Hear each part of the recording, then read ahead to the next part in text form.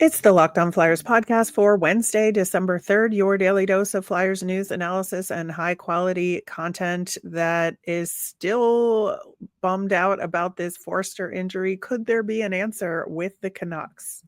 You're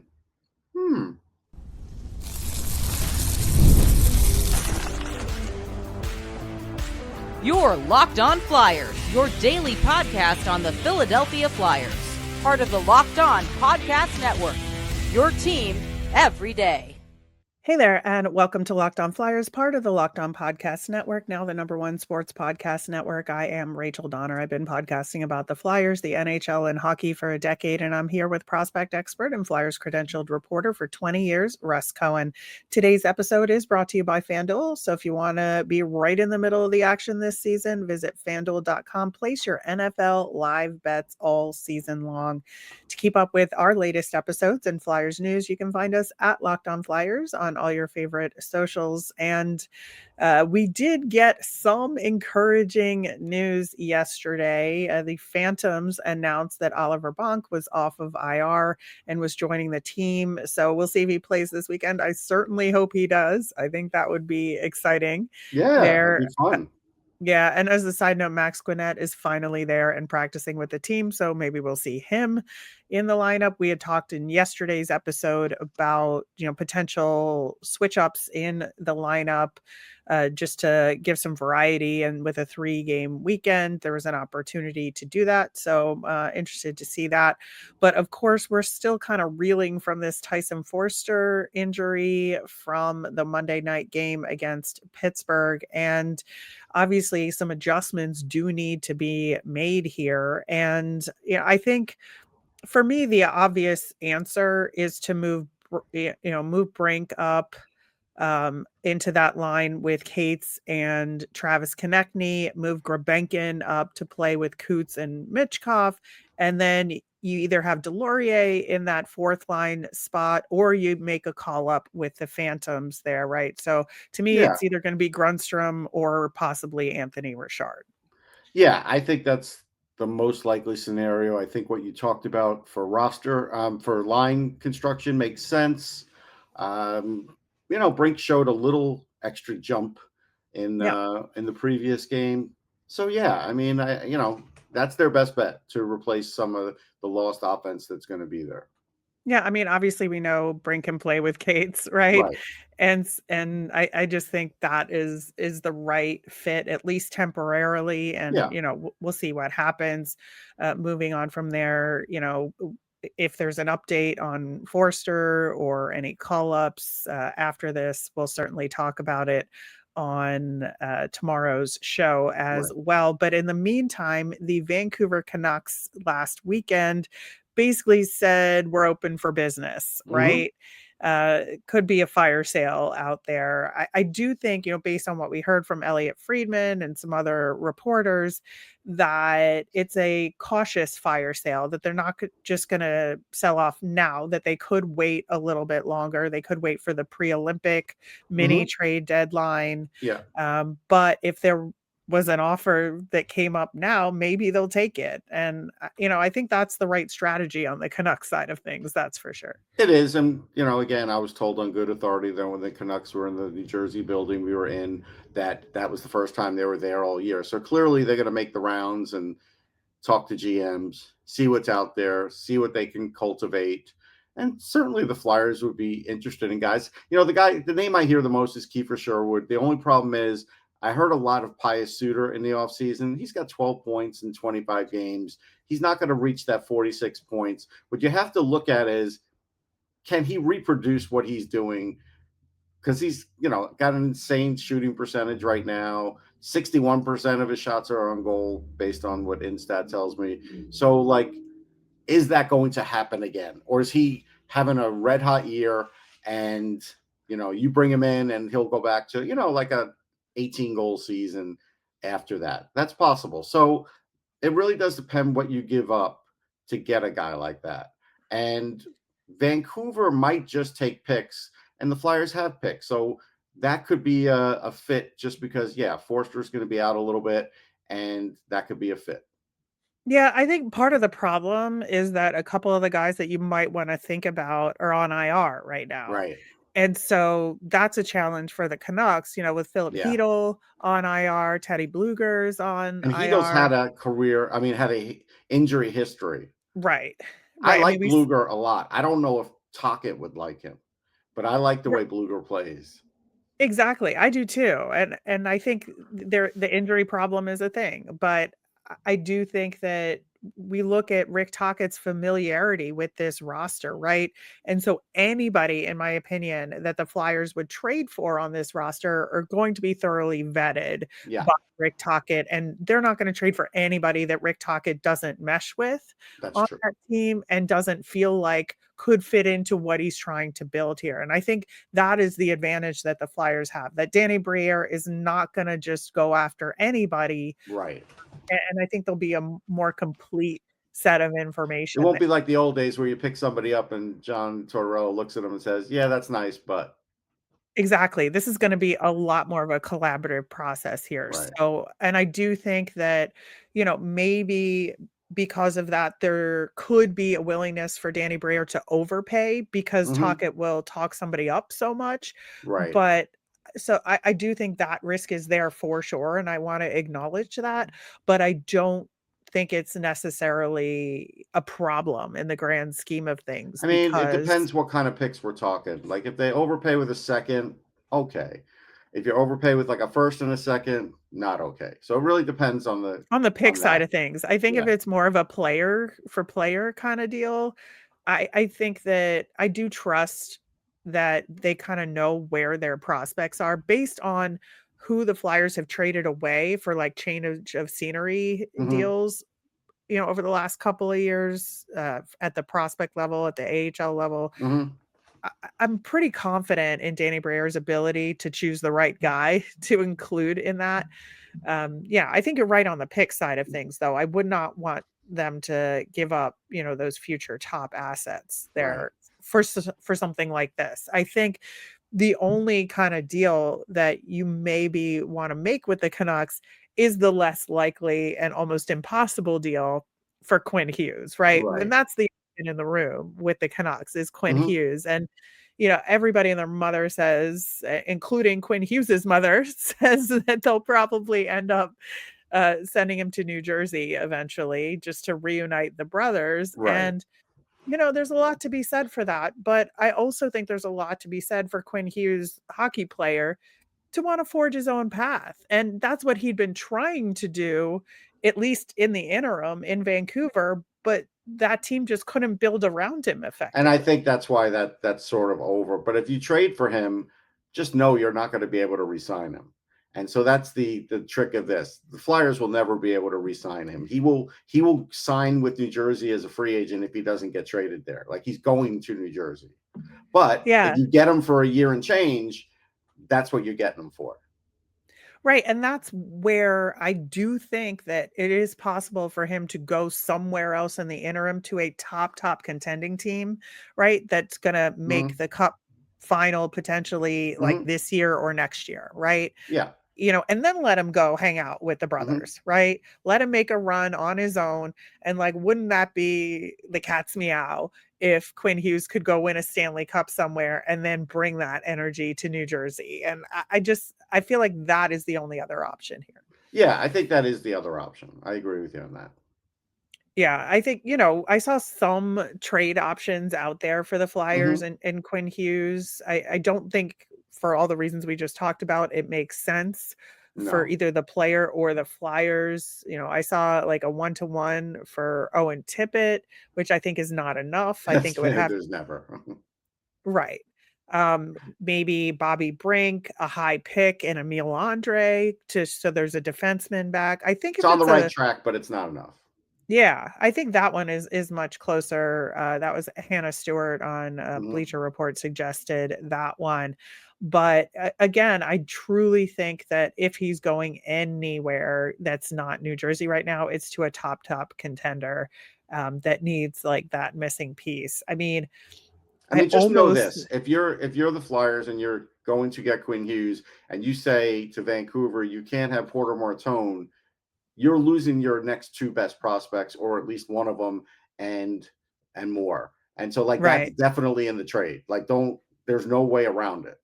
Yeah, and I do think the Flyers are lucky in some way that they made all those second round picks this past year, Mhm. that they can afford to trade one of those Yeah, guys sure. in Yeah, any deal. So I do think, maybe if they trade for somebody else on the Canucks, like Kiefer Sherwood, they would include one of those guys right, because the Canucks need to get younger. They're just old right, right right. now. And so that would help them in that aspect of their Although they're mission the as well. Canucks, they may never get out of this. But yes, but Well, conceivably, there you're is right. that. There is that. I know sometimes I feel like there's a little bit of a kinship between Canucks fans and Flyers fans, just in terms of like the future seems so bright sometimes, and Yeah, then just things don't pan out. yeah. Um, just in terms of the history that The we've both Canucks fans are experienced. crazier. I'll say that. That is true. I think that is also very, very true. The Flyers are about to face the somewhat upstart recently Buffalo Sabres here, and we need to talk about what's going on with them as we face them tonight. We'll do that coming up next. When I'm hydrated, everything just works better. My focus, energy, mood, even my skin. And that's why I've been using DripDrop. It's doctor developed hydration that keeps me running at full power no matter what my day looks like. DripDrop isn't your average sports drink. It delivers 3 times the electrolytes and half the sugar of leading brands using a science backed formula trusted by medical professionals, firefighters, and over 90% of top college and pro teams.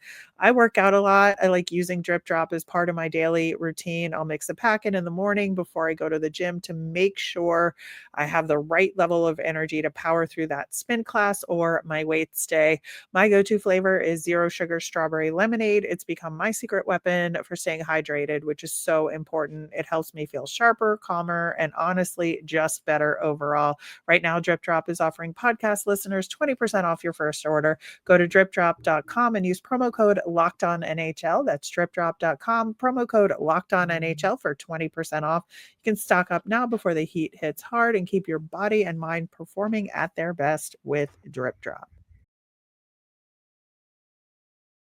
Thanks for making Locked On Flyers your first listen of the day, and thanks for making Locked On the #1 sports podcast network. On tomorrow's show, we will recap the game we are about to talk about against Buffalo. Plus, we're going to dig back into our draft eligible prospect profile series and talk about Chase Reed. Excited to do that as well. This is our first matchup of the season against the Buffalo Sabres. We're going to see them again in 16 days and then again in January to complete the series. The Sabres just hit 500 again. They're 6-4 in their last 10, pretty solid. They're sixth in the Atlantic, but again, the East is just so incredibly close here that even though they're at the bottom of the table, like anything could happen here, right? Sure. But on Off the Post, we talk about the Sabres every week, and I still don't know what they're doing. But what I do know is when they get Josh Norris back, they're a way better team because Josh Norris is a heck of a player, and he had 2 points recently, and so Yeah, he that's a just came back from right, injury in and their that's a most massive recent game. factor. Yeah. And so like they were already playing better, and now you added Josh Norris. So this game has gotten much harder for the Flyers because now Buffalo's much stronger up the middle, which again, we've talked about this. The Flyers up the middle, depending on the way they set it up, they are, they're not their best at all times. So this will be a tough one. Where Buffalo is weird is in net. Colton Ellis seems to be like the guy that they want to be the number one, but they use Alex Lyon a lot, and it wouldn't shock me if Alex Lyon's in there against Philly. Would not shock me. Yeah, it is interesting, and UPL is around, and he was the number Yeah, one he for the last was. couple and it just has not panned out that way this No, past season, which has been, I think, one of the more interesting stories definitely about the interesting. I'm Sabres. not surprised. I feel like I've seen him tail off for the last couple. I would never have signed him to that contract, but they did, and it's not working out. But With the other two goalies, okay. I mean, remember, Devin Levi he's in Rochester. Like, they may Yeah. lose his rights at some point, or he might demand a trade. And why? Why did he never really get a chance? Like, that'll be a question that gets asked down the line when he becomes a good goalie for somebody else. It is absolutely a weird, weird thing. And you have Lindy Ruff, who has seemingly been around forever, and maybe this is his last year. Who knows? I can't tell you. Maybe he gets kicked up in the front office somehow. But again, with Josh Norris, they're more dangerous. That's really the key here. Yeah, because he's on that top line with Tage Thompson, right? And that is a Yes, really incredible it's a 1-2 good punch. line, and it's a hard one to cover. Yeah, exactly. And I do also think their third line is kind of sneaky good here with Tuck and Doan Yeah. on the same line. I Doan's think really that become a better player than I thought he would be. yeah, I thought he was going to be like a kind of like a decent player. He's becoming a really good player. And Tuck, it's weird. Alex Tuck could be a UFA, or they could sign him. I'm more leaning towards UFA because they haven't really been discussing anything. But he scored an impossible angle goal the other night that was tremendous. Like, when he wants to yeah. play, like, I was super high on him in his draft year. I thought the Flyers should have drafted Alex Tuck, and I still really like him. He could be a factor for sure. And their Yeah, defense is not terrible either. They have a lot of good players on defense. They do. right, and we know it just seems like we've never seen Matthias Samuelsson because he's always been hurt, I right, know. when they played the Flyers, but he seems to be healthy right He now. is this moment, as long as Yeah. he's good when he gets to Voorhees or whatever. Yeah, I think, that'll be actually one of the other interesting storylines to follow It in this will. game, just because, again, we've just almost never seen him because of his injuries, but he is healthy, and that top pairing with Darlene is pretty formidable. It is. And I mean, but they have a pretty good, top four. After that, it gets a little weak, but it's still pretty good. They can puck move. They have size. Like, there's different things. Samuelson adds a physical factor. So this isn't an easy game. But again, sometimes their goaltending leads them astray. And this is something where if you can create a lot of quality shots, you definitely get a better chance. But you can't get derailed like you did against Pittsburgh, because then you're playing right into the Sabres' strength where they can score goals.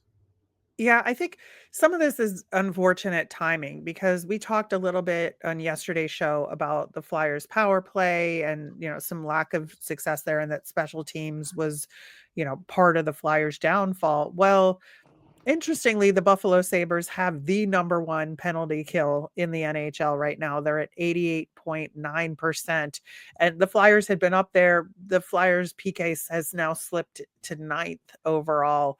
But when you have the 20th ranked power play, as the Philadelphia Flyers do, going up against the number one penalty kill, Yeah. like the man advantage isn't necessarily going to help you as much as you think. So And you I lost a think shot on the power play too.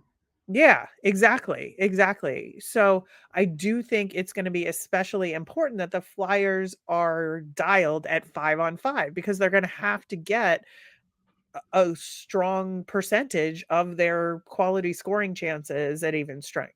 Yeah, and one of my favorite guys in the league plays for the Sabres, Zach Benson. He's back from injury, and he had a couple of assists recently. And he is a higher functioning Noah Cates. Like, he's one of the smartest guys I've ever come across. He's got a fun story because his family they used to be at Carney's, and his first job was like making the mini donuts at the carnival. And so, That is he's a like, deep cut, it an is. appreciated deep cut. But I appreciate that. Like, Yeah, yeah. he helped with the family business, but he's a really, like, if you talk to him, it's like talking to a coach on the ice. So the fact that he and Norris are back in this lineup, this is like, the best lineup where, we are all going to see out of the Sabres. Yeah, I do think that the Flyers have some opportunities here because there are some similarities between the two Hmm. teams statistically, aside from the PK issue. Their power plays are very similar statistically. They're both not great at faceoffs, although the Sabres are generally much worse, but that has a lot to do with Norris being out for the whole season until Yes. recently. So those numbers are going to change for the Sabres dramatically, I would say, over the next couple of weeks. The Sabres are actually scoring at a higher rate than the And Flyers they did are last year right now. too. Yeah. Yeah. Yeah, they did. Just because they're a But bad team doesn't mean they can't score. exactly. They're just like letting in a lot of goals too, That's what right? happens. So that's part of it. And you can see that because, their goals against per game is pretty high, Yeah, right? It's well above 3, where the Flyers are still below 3 at right. this point in the season. And so I think, this is where the Flyers defense has to be buttoned up, and the Flyers have to be more relentless and aggressive and continue offensive pushes, especially that net front work that they've been trying to emphasize. Yeah, this is a game where I might sit Garnet Hathaway because against Pittsburgh, he didn't do much. He got hit pretty hard a few Yeah. times. He didn't fight, although Amami wanted him to fight, and he didn't. Well, mommy wants to fight every game. True. But my basic point was, though, he looked like he was pretty banged up. And if he's less Yeah. speed than he normally is, this is not the game to play. Yeah, I question whether or not they'll do that with Forster Because with out. Forster out, I know. Yeah, You unless can't they're make willing two to play changes in a Delorier. lineup. Rick Tocchet's not going to do that. I would guess not, but we will see, and we will talk about it on tomorrow's show. In the meantime, y'all have some mailbag questions for us that are very good about the team and some individual players. We're going to talk about that coming up next. NFL Sundays move fast. One big play and suddenly everything feels different. That's what makes live betting with FanDuel so exciting. You're not just watching the game, you're reacting to it in real time. With FanDuel, you can place bets as the action unfolds. Every drive, every momentum swing, every highlight moment. Live betting's the best when the game starts to shift, a receiver gets hot, a defense tightens up, or the momentum flips after a turnover. FanDuel lets you jump into the moment. You can bet the next touchdown scorers, drive results, totals, and more. It keeps you locked in every snap, every drive, every possibility. Again, I would go with the Denver Broncos to win the Super Bowl. I think you could still get some pretty good odds. So if you want to be right in the middle of the action this season, visit FanDuel.com and place your live NFL bets all season long. FanDuel, the game moves fast, and so can you. All right, diving into our listener mailbag, at Rise Above Bulldogs on YouTube commented, just curious on your thoughts about the recent Sportsnet power rankings. They moved the Flyers up to 9. I know they're a better team this year, but do you think that's a little dramatic? Again, power rankings are how are they doing? They had a great road trip. So I think it's high. If you were telling me for the season, for that moment, I think it was right. But I think that's what the thing about power rankings that I don't like is it's like that hot take. Yeah, I think, power rankings are power in this very moment, right? So Right. it's the recency bias is built into the It is. discussion. So yeah, I think that's fair. I would probably, if you're really looking at it all season long, I would put them maybe in the like 12 to 14 Yeah. range. Yeah, I think that's That better. makes sense. They've achieved some success that was unexpected, but also they've done it more methodically. It hasn't really been a fluke. I mean, you can point to the extra like shootout points there, but you Hmm. have to earn those, right? You So do. it's not nothing. So that's why I would say maybe 12 to 14 there, but not anything lower than that. I do think you have to give the Flyers credit You overall, do. despite that loss to the Pens. I think, there was a lot going on there. Jeff sent us an email about the Rick Tocchet era so far, but I want to key in on one thing that Jeff asked here in the email, saying maybe 25 games is not long enough to fully evaluate the team, but would he be willing to change his defensive philosophy if we continue to see schematic breakdowns? I'm going to say no right now, Jeff. I'm going to say he would just try and get personnel to change. I think he's been pretty headstrong on getting his way as far as making sure the guys play his way. I think they're starting to do that. And I think the fact that, maybe the defense, it's more of a personnel issue because, again, if you saw what Erik Karlsson, and again, Flyers are not getting like a guy like that in a trade. They're going to have to probably draft a guy like that. But just as an example, he had Quinn Hughes. He does Erik Karlsson and better things even then. But you saw what Karlsson did on the power play last night, the way he skates and everything else. So, Rick Tocchet is kind of looking for that kind of defenseman. And until they get somebody for that, he's never going to have it exactly the way he wants it. Yeah, and It strikes me that he's a guy that's going to put as close to what his ideal system is in place, and then Yes. he'll get the right guy to plug in so there's no adjustments needed, right? Right. Because no changes have to be made at that point, and then you'll have the personnel that you're looking for I there. mean, ideally, someday, if you had Sanheim be your 2 and York be your 3 or 4, you'd be in better shape. Exactly. I agree with that. At Wilk 5074 says, related to something I just said, it is what it is, but hate the loser point in the shootout. Just have one OT session. If no one scores, let it end in a tie. How can you decide the game in a shootout if no player gets credit for the winning goal and no saves are given to the goalies? It's a void of statistics. I agree with that, but now in the betting era, it's never going to happen again. Like, that's it. They need Yeah. to have an outcome, a determination. Imagine all the pushes they would have. And that's all I wanted to talk about it from a betting aspect, but that will prevent it from happening. Yeah, I do think, there's an argument to be made for how they award the points, right? And do Oh, if like you the want to go 3-3-1 or 3 2, something, yeah, yeah, three, like two, 3 2 one, 1 0, whatever it yeah, is. I think that is a discussion that sure, is possible to have and, change that. I know people have done a lot of deep dive analyses on how much it would change the standings and then the playoff matchups and all of that. And yeah. it changes it some, but not as much as people would think. Yeah, and I love ties. I was fine with it too I was fine from with a it too. yeah, I But I just have think to you're say right. this, I did go to the, NHL All-Star Game in Florida where they had the shootout, and I wrote about it in glowing terms. I loved it for that moment. I was excited. I got swept up in it, and by the time the first year ended of the shootout, I hated it. But I Right. pushed for it, so I admit Yeah. that. Journeyman FXDL commented, Grebenkin is here for a reason. Tocchet wants him to earn his spot. Do you honestly think Tocchet would rather have Delorier in the lineup instead of him? He knows this kid can play. He's trying to draw the fire out in him. Well, I mean, you can't draw the fire out of anybody with 8 minutes a game. And even when they were playing back to back, he played a little over 9. So until he sees 10 or more minutes, Rick could say all the things he wants to say to me, but I'm not going to listen to it. I think that's where perhaps this opportunity with Forster being out, we'll get to see that. And at least I hope so, like I said in the first Right. segment of the show, because I think with him maybe getting 12 to 13 minutes kind of by moving up to the third line, we'll get to see what he could do with more consistent minutes, with more Right. consistent shifts. And if he can't hack it, that's on him, right? At Right. that At point. that point, but yeah, we have to see it for a little bit. Yeah. Yeah. So I do think there's something to what the commenter is saying, but we Absolutely. need the minutes. We need the minutes to The say minutes that are the for sure. receipts.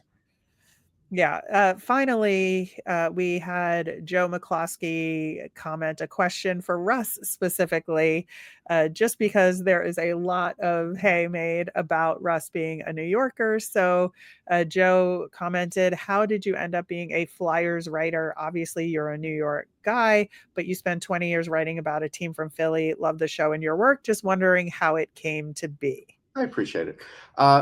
What happened is I started Sportsology in 2000. So, like in 2001, I started to cover hockey and I started covering in New York. I covered most Ranger games. I was traveling to and from for about 2 years. The grind wore me down. I had a different guy named Ed Novotny who was covering the Flyers for me. He did a great job. That's how long I've been covering the Flyers as far as a website. And so, basically it was like, hey, I should just cover the Flyers. And I've just been covering them ever since. And, I love the way they treat me. Team's always interesting to cover. I think the fans are smart. And so I have a good time doing it. Yeah, I think, there's something to be said for having and that's one of the things I appreciate about this show, right? Is that I am somebody who was born and bred as a Philadelphia sports fan, right? Yeah. And then grew to cover hockey I mean, I've seen a lot of and the Flyers team. hockey. Growing up in New York, no matter which side I was on, I saw a lot of Flyers hockey. Exactly, exactly, but it's good to have, a more outside perspective Yeah. as well as somebody who cares deeply about the success of this team, Yeah. especially for the fans, because I know what it feels like, Yes. and so it's good to have both of us here, and that's why I love doing this show with Russ every day for y'all out there. That will do it for today's show. Thanks so much for listening. As a reminder, we always want to hear from you. If you want your questions answered on the show like we did today, you could let us know on any of our socials at Locked On Flyers. You can email us at lockedonflyers@gmail.com. And you can comment on our YouTube channel. I'm Rachel. I'm on Blue Sky and Twitter at rmiriam. That's RMIRIAM. I'm Russ. I'm at Sportsology on the same socials, SPORTSOLOGY. Thanks for making Locked On Flyers your first listen today. For your next listen, check out Locked On NHL Game Night. It's every game, every night until a Stanley Cup champion is crowned. You can get local analysis on a national scale with NHL Game Night on Locked On NHL. It's on YouTube or wherever you listen to podcasts. Have a great day, everyone.